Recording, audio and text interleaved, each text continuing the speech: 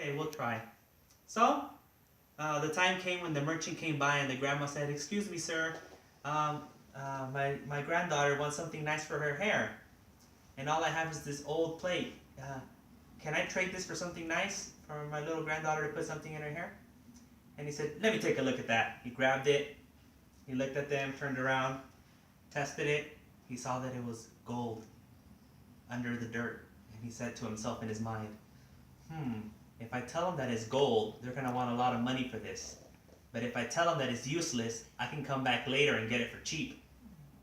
So he said, I don't want this, and he threw it at them. "I can't give you anything, sorry."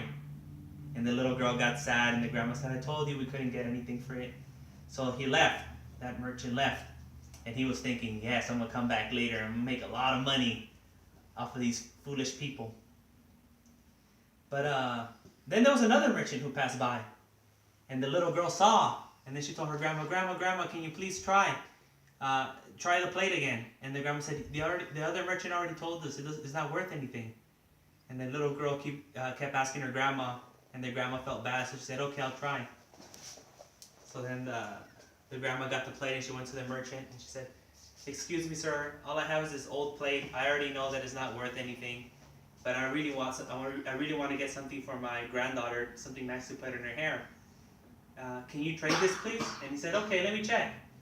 And he checked it, and he saw that it was gold. And he said, "Oh, madame, I'm sorry. I don't have enough money to give you for this plate of gold. I don't have enough things to give you. Even everything that I carry right now is not enough for the value of this plate." And the lady thought to herself, well, there was another merchant who came earlier, and he said that it was useless. He says, no, I can guarantee you this is gold. I don't have enough money. I'll give you all the money I have right now. So he gave all the money he had right now to the grandma, and he gave all the stuff he had to sell, including a nice little thing like Charlie has to put in her hair. He gave her everything, and he says, "But it's still not enough. I'll come back tomorrow, and I'll give you the rest of the money, because I don't have it enough. I don't have enough with me." So then the merchant left. So then the first merchant thought to himself, all right, now it's later in the day, I can go back and try to get it for a little bit of money. So the first merchant went, and he says, "You know what, old lady? I feel bad for your granddaughter. I feel bad for her. Seeing her cry really made me feel bad. So I'll trade you that old, dirty, useless plate for that little thing she wants in her hair." And the old lady said, "You're a trickster. Another merchant came and he told me it was gold, and I already gave him the plate, and he gave me a lot of money." And then he thought to himself, it must have been that other merchant that comes to this town. So he got really, really, really angry. He got really, really angry, and he went to go find the merchant. He went running, because he knew that this merchant used to take the boat to cross the river. And he went running towards the river. But when he got to the river, he saw that the second merchant was already on the boat, leaving across. And he got so angry, he was looking at him and shouting, moving his fist in the air, and he started foaming out of his mouth. And he got so angry, I think he got a heart attack or something, and he passed out. And that was it. And then the next day, the merchant came back, the good merchant came back, and he gave the rest of the money.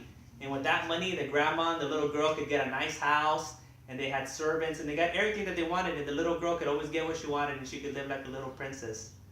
And then, in this story, is the story of the Bodhisattva.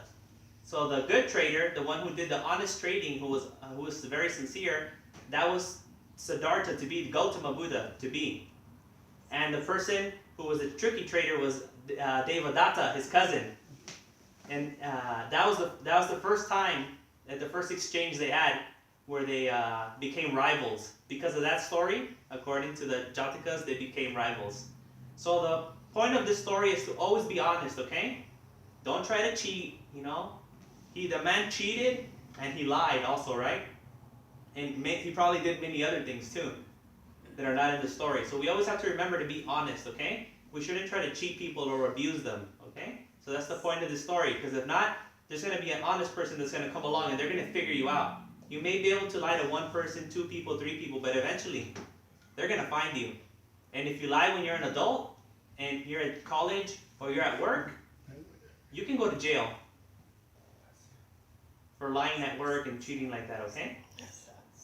So by listening to this Dhamma talk, hopefully you have gained some knowledge of the Dhamma you can use in your life.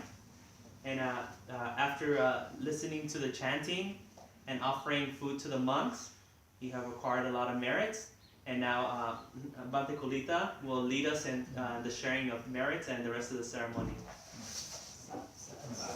Sad.